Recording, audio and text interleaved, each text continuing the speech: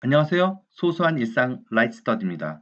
오늘은 전세 세입자가 전세 만기가 지나 다른 곳으로 이사 가려는 상황에서 집주인이 보증금을 내주지 않는 상황에 대해 어떻게 이사 가야 하는지 알아보도록 하겠습니다. 집주인은 전세 만기 전에 전화를 하여 자신의 집을 매도하려고 하는데 집이 팔릴 때까지 계속 기존 계약을 유지한 채 있어달라고 하였습니다. 세입자는 그렇게 하기로 해서 만기일이 지난 후 1년을 살고 있었습니다. 하지만 집을 비싸게 내놓아 팔리지 않자 집주인은 세입자에게 집이 안 팔리니 월세로 지금부터 하자고 제안을 합니다. 세입자는 월세가 부담이 되어 집을 나가겠다고 합니다. 하지만 집주인은 지난 1년간 싼 전세를 살도록 했는데 나머지 1년을 전월세로 살지 않게 된 것에 기분이 나쁜 것 같았습니다. 세입자는 새로운 집을 전세 계약을 합니다.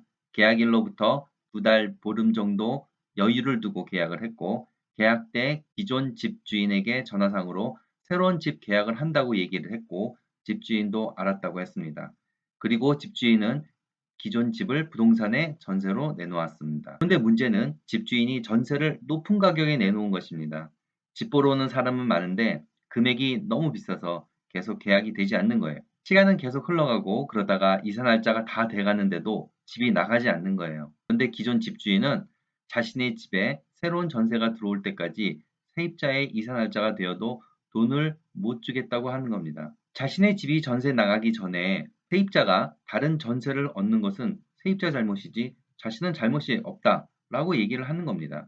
세입자 입장에서는 2달하고 보름 전 통보한 사항이고 집주인은 꼭 새로운 전세를 받으려고 노력만 했다면 여유 있는 일정임에도 불구하고 높은 가격을 내놓아 집이 나가지 않는 것은 집주인 잘못이다 라고 세입자는 생각을 한 거예요. 세입자에게 돈을 못 준다고 하는 것은 불합리하다고 생각을 했지만 일단 세입자는 자신이 새로운 전세 계약 잔금 문제가 있기 때문에 기존 집주인이 그때까지 돈을 내주기를 바라고만 있는 상황이었죠. 일단 전세 만기가 됐기 때문에 내용 증명을 보내어 이사 날짜까지 기존 전세 보증금을 반환하라고 하였습니다. 그러다가 세입자의 입주 날짜 조금 전에 기존 집 전세가 체결이 되었습니다. 하지만 잔금 날짜는 세입자의 새로운 전세 입주보다도 한 달이나 늦은 겁니다. 그래서 한 달간 돈을 못 받는 상황이 지금 생겼습니다. 이때 세입자는 어떻게 해야 할까요? 이사 갈 수 있을까요? 그냥 이사 가도 되나요? 될까요? 자, 한번 분석을 해보겠습니다. 참으로 안타깝고 답답한 상황입니다. 이를 어떻게 헤쳐나가야 할까요? 사실 원칙상 세입자는 집주인 상대로 소송을 하면 100% 전세 보증금을 받을 수 있습니다. 무조건 이기는 거죠. 하지만 이사 가더라도 한 달간의 기존 전셋집 공백에 대해서 어떻게 처리해야 하는가 하는 것이 가장 큰 문제가 됩니다. 새로운 전셋집에 확정일자 받으려면 주민등록 주소지 이전을 해야 합니다. 그렇게 되면 기존 전셋집 주인이 돈을 안 주겠다고 하면 기존 집에 대한 권리 문제가 발생하게 됩니다. 기존 집을 주소 이전하느라고 나가버리게 되면 기존 집에 대한 확정일자 받은 것이 다 무효가 되는 거죠.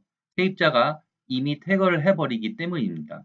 만약 주소를 옮기지 않고 집의 권리를 주장하면 그 한 달간의 관리비도 세입자가 내야 하는 거고 주소도 옮기지 못하는 거죠. 한 달 동안 계속 예전 집에 주소가 올라가 있는 상태가 되는 거죠. 그렇다면 새로운 집에 주소 이전은 하지 못하게 되고 새로운 집 쪽에 확정일자를 받을 수 없는 상황이 되죠.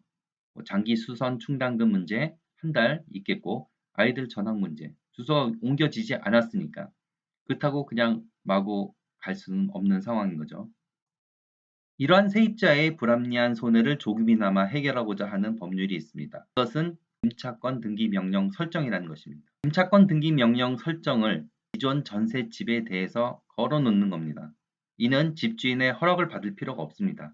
조건이 되면 세입자가 이 집에 대해서 임차권 등기 명령 설정을 하고 집을 나가는 거죠. 주소 이전을 하게 되는 거죠. 이렇게 하면 새로운 집으로 주소지 이전 및 확정 일자를 받더라도 기존 전셋집에 대한 권리까지 같이 가질 수 있게 되는 것입니다. 즉, 임차권 등기 명령 설정은 기존에 확정 일자를 받아두었던 법적 효력을 이사하고 난 이후에도 유지하는 절차입니다. 임차권 등기 명령 설정이 되면 등기부 등본에 표시되고 새로운 계약자가 이 집과 계약할 때 마치 이 집의 근저당 설정으로 대출되어 있는 것 같이 유사한 상황이 됩니다. 전세 보증금만큼 대출되어 있는 집을 선뜻 계약할 계약자가 없겠죠. 즉, 새로운 계약자는 전세 보증금과 임차권 등기 명령 설정이 되어 있는 기존 세입자의 보증금의 합이 기존 집의 매매 가격을 넘어가 버리기 때문에 집주인이 부도가 나면 새로운 세입자는 전세 보증금을 돌려받을 1순위가 되지 못하는 거죠. 1순위는 기존 임차권 등기 명령 설정한 예전 세입자가 됩니다. 따라서 새로운 세입자는 계약을 하지 않겠죠. 그러면 이 임차권 등기 명령 설정을 풀기 위해서 집주인은 기존 세입자에게 돈을 주며 풀어달라고 하겠죠. 그렇지 않으면 아무도 들어오지 못하게 되기 때문에 영원히 세입자를 받을 수 없을지 모릅니다. 그래서 이 임차권 등기 명령 설정은 만기가 지난 집에 대해서 세입자가 다른 곳으로 이사하더라도 법적으로 문제가 없도록 하기 위해서 만들어 놓은 제도입니다. 일단 임차권 등기 명령 설정을 하면 기존 세입자의 권리가 보장되고 새로운 집으로 이사가서 주소지 이전, 확정 일자 등을 받을 수 있게 됩니다. 그러면 어떻게 임차권 등기 명령 설정을 하는지 한번 알아보도록 하겠습니다. 절차. 임차권 등기 명령 신청서 일부, 구청, 군청에서 발급받은 등록세, 교육세 납부, 번이나 등기소 송달료, 등기비 등등을 납부해야 되죠. 그리고 주민등록등본 한 통, 건물등기부 등본 한 통, 확정일자 임대차 계약서 사본 한 통, 부동산 목록 5통. 그래서 관할 법원에서 심사를 하게 되고 법원의 결정이 나게 됩니다. 신청인, 피신청인에게 그 법원의 결정이 송달됩니다. 송달 후 관할 등기소에 임차권 등기가 됩니다. 임차권 등기 확인을 꼭 해야 되고, 그러면 이제 어떻게 우리가 해야 되는지 실행 방법에 대해서 한번 보겠습니다. 먼저 임차권 등기 설정의 절차는 지방법원에서 관련 신청서를 제출하면 됩니다. 필요한 서류는 앞에 나왔던 그런 서류들이 되는 거고, 기존 전세 계약서 있어야 되고, 내용 증명이 있어야 됩니다. 내용 증명은 세입자가 기존 전세 계약에 대해 유지하지 않겠다라고 하는 의사를 보여주는 것으로 법원에서 세입자가 자동 계약 연장을 원하지 않는다라는 것을 증명해야 하기 때문입니다. 내용 증명에는 이사 날짜, 전세 반환금에 대한 요구 사항들이 분명하게 명시되어야 합니다. 집주인의 의사와 상관없이 진행할 수 있지만 집주인은 만약 이 사실을 알게 되면 기분이 나쁠 겁니다. 임차권 등기 명령 신청에 대해 우호적이지 않을 수 있어요. 근데 우호적이든 말든 상관없습니다. 그냥 진행할 수 있습니다. 이 절차는 집주인 동의 없이 또 갖추어진 증빙 자료를 법원에 제출함으로써 세입자 단독으로 신청 가능하며 기존의 확정일자를 연장하고 가지고 갈 수 있는 효력이 발생하게 됩니다. 그래서 반드시 이사를 하겠다는 입장이 정리되고도 전세금을 내주지 않는다면 우선 내용 증명부터 보내시기 바랍니다. 지방법원에 관련 서류 제출하시고 3주 정도 소요가 돼서 판결문을 받고 등기소에 임차권 등기 명령 서류를 제출하신 후 해당 세입 주소에 등기부 등본을 떼보신 다음에 주민등록지를 변경하면 됩니다. 등기소에서는 바로 처리가 됩니다. 아주 좋은 제도임에도 법무 지식이 없는 일반인들에게는 이 과정도 쉽지 않습니다.